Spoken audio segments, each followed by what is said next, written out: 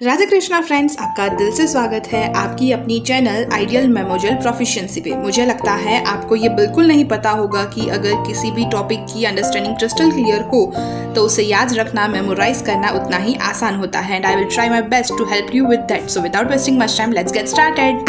Hello welcome back. So पिछले video में हमने किया था first aphorism from Nagendra Babu और आज हम करने जा रहे हैं उसी फर्स्ट एफोरिज्म की फुटनोट। अगर आपने एफोरिज्म नहीं देखा है तो पहले जाकर एफोरिज्म ज़रूर देख लेना, और साथ ही साथ नोट्स की भी वीडियोस अपलोडेड हैं फर्स्ट एफोरिज्म में से, तो आप चाहो तो नोट्स वाली वीडियोस भी रेफ़र कर सकते हो। तो अब हम करने जा रहे हैं थियोरेटिक मेडिसिन। तो थियोरेटिक मेडिसिन को हम फर्स्ट फुटनोट जो है उसको थियोरेटिक मेडिसिन या फिर स्पेक्युलेटिव मेडिसिन दोनों में से कोई भी तरीके से पूछा जा सकता है, शॉर्ट नोट में या फिर वाइवा में। ये इंपॉर्टेंट फुटनोट है। और अब देखते हैं इसको कि इसमें क्या हैनिमन सर ने कहने की कोशिश की है। Homeopathy is not a theory of disease but a theory of cure.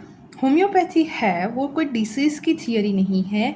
Homeopathy is a theory of cure, यानी कि यहाँ क्योर के बारे में हमें थियोरी दी गई है, कैसे क्योर तक पेशेंट को ले जाना है उसकी थियोरीज दी गई है, ना कि डिसीज़ के बारे में। In the footnote to aphorism first, Hahnemann sir criticized the physician's work is not to construct different theories about the disease and its causes. Hahnemann sir ने फिजिशियन के वर्क को ऐसा बताया है कि उसका काम है पेशेंट को ठीक करना। उसका कोई काम ऐसा नहीं है कि वो डिफरेंट थियरीज़ को बनाए और वो थियरीज़ मतलब डिफरेंट डिसीज़ के लिए डिफरेंट कोजेस ढूंढे, डिफरेंट थियरीज़ बनाए, और ये काम फिजिशियन का नहीं है। इसके लिए हैनेमन ने फिजिशियन को क्रिटिसाइज़ किया है। But his aim is to find out the curative remedy to that disease. लेकिन उसका एम क्या है? उस डिसीज़ के लिए क्यूरेटिव रेमेडी को फाइंड करना, उस डिसीज़ के लिए क्यूरेटिव रेमेडी को फाइंड करना। We have observed that in the medical history, many physicians have wasted their talent and time in formulating various theories of disease. हमने ऐसा ऑब्जर्व किया है मेडिकल हिस्ट्री में कि बहुत सारे फिजिशियंस ने अपना टाइम और टैलेंट इस चीज़ों में, इस थियरीज़ को फॉर्मुलेट करने में बर्बाद कर दिया है।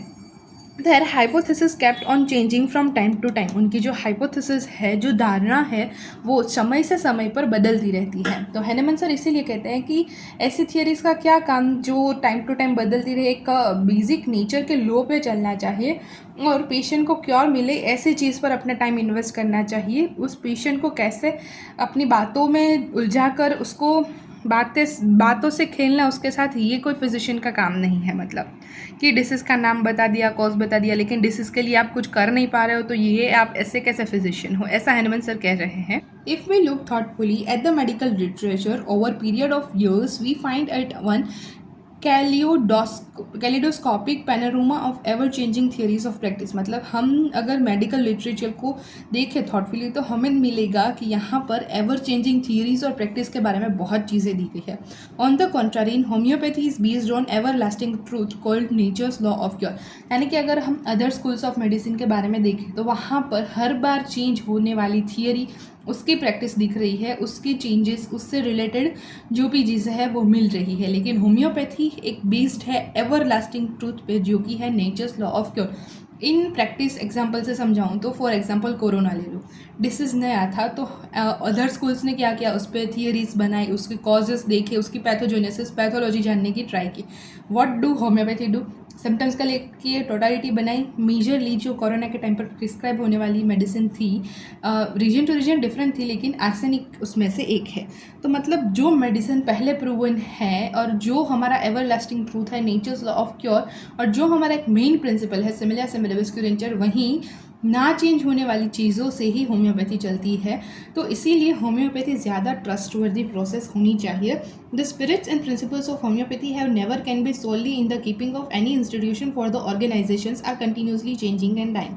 यानी कि जो हमारी स्पिरिट है और प्रिंसिपल्स है होम्योपैथी का, मतलब जो होम्योपैथी का मेन थीम है, स्पिरिट मीन्स आत्मा, और उसके प्रिंसिपल्स वो कभी भी ऐसा नहीं है कि हर बार चेंज होते रहे इंस्टीट्यूशंस के अकॉर्डिंग, ऑर्गेनाइजेशंस के अकॉर्डिंग, लेकिन वो कंटिन्यू चल रहे हैं चेंज किए बगैर, उसमें कुछ भी चेंजेस आए बगैर।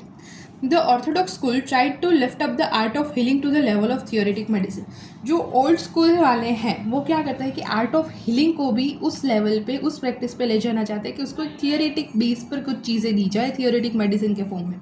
This help to impress the ignorant patients with difficult and not easily understandable words. मतलब ये हेल्प तो करता है थियोरेटिक मेडिसिन, मतलब वो लोग क्या करते हैं अदर स्कूल्स ऑफ मेडिसिन कि वो हील करने की जगह थियोरेटिक मेडिसिन यानी उस मेडिसिन पे थियोरी बनाना और उसके बारे में बातें करना कि ये डिसीज़ है, ये कोज है वगैरह, इस सारी चीज़ों पर फोकस करते हैं। ये वो चीज़ जो है वो इग्नोरेंट पेशेंट्स होते हैं जिनको मनाना ईजी नहीं होता कि उन्हें क्या हुआ है, क्या होने वाला है या फिर कैसे होगा। तो इस चीज उन लोगों को समझाने के लिए तो ये इजीली अंडरस्टैंडेबल वर्ड्स में, मतलब patients with difficult and not easily understandable words, उन ऐसे जो पेशेंट्स हैं उनको इम्प्रेस करने के लिए तो ये ईजी है। लेकिन every time they fail to find out the basic cause, लेकिन हर बार वो बेसिक कोज को फाइंड करने में फेल कर जाते हैं। जैसे कि बेसिक कोज इन होम्योपैथी क्या है, miasms, they develop a new theory in the name of scientific progress, और हर बार फिर वो एक नई थियरी बनाते हैं साइंटिफिक प्रोग्रेस के नाम पर। This physicians in the name of specialisation try to mislead the patient with their intelligent talks. ये जो फिजिशियंस है स्पेशलाइजेशन के नाम पर वो पेशेंट को मिसलीड करते हैं अपनी बुद्धिमत्ता वाली बातों से। At the end, Hahnemann calls the physician to find out the remedy which can cure the sick and not waste their time in constructing empty theories. So इसीलिए लास्ट में हैनेमन सर ये बोलते हैं कि फिजिशियन का काम है कि वो एक ऐसी रेमेडी फाइंड करे जो सिक पेशेंट को क्योर कर सके और अपना टाइम ना गवाए इन सारी एम्प्टी थियरीज मतलब जिनका कोई काम नहीं है। At the end they are empty, क्योंकि थियरीज बनाने से डिसीज़ क्योर नहीं हो जाएगा। डिसीज़ के बारे में कितना ही जान लो, पेशेंट के बारे में अगर इंडिविजुअलिस्टिक अप्रोच आपके पास नहीं होगी, पेशेंट को अच्छे से नहीं जानोगे, बेसिक कोर्स को नहीं जानोगे तो क्योर नहीं दे पाओगे। He sees it is now high time that all who call themselves physicians should at length cease to devise suffering mankind with mere talk and begin now instead for once to act, that is really to help and to cure। यानी कि ये अब बहुत ज़्यादा हो गया है और अब समय आ चुका है कि सारे फिजिशियंस अपनी जो भी स्ट्रेंथ है उसको सिर्फ अब बातों में पेशेंट को उलझा कर रखने में ना यूज़ करे, ना ही उसको फेक थियरीज बनाने में यूज़ करे, बल्कि उसकी बजाय वो कुछ काम करे और क्योर देने के लिए वो क्या कर सकते हैं, क्या हेल्प कर सकते हैं उसके बारे में सोचे, वही चीज़ ज़्यादा हेल्पफुल होगी। तो in short theoretic medicine, speculative medicine जो हमारा फर्स्ट फुटनोट है, फर्स्ट एफरिज्म का फुटनोट है, उसमें हैनेमन से बताते हैं थियरेटिक मेडिसिन यानी कि मेडिसिन को थियरी के बेस पर देना, यानी कि डिसीज़ के लिए हर बार नई थियरी, फिर हर बार बहुत सारी साइंटिफिक प्रोसेस और टाइम वेस्ट, ये चीज़ें ना कर कर पेशेंट को सिर्फ अपनी इंटेलिजेंट बातों से इम्प्रेस ना कर कर उसको क्योर कैसे दिया जाए उसके लिए फोकस करें, वही चीज़ मेन है। तो आई होप ये वीडियो आप लोगों को अच्छी लगी होगी। एंड तक वीडियो देखने के लिए थैंक यू सो मच। मिलते हैं नेक्स्ट वीडियो में जिसमें हम देखेंगे या तो सेकंड एफरिज्म या तो पैल्युएशन, जो भी आप बोलो वो। तो मिलते हैं नेक्स्ट वीडियो में, तब तक के लिए ta-ta, see you, bye bye and take care. Thanks for watching this video till now.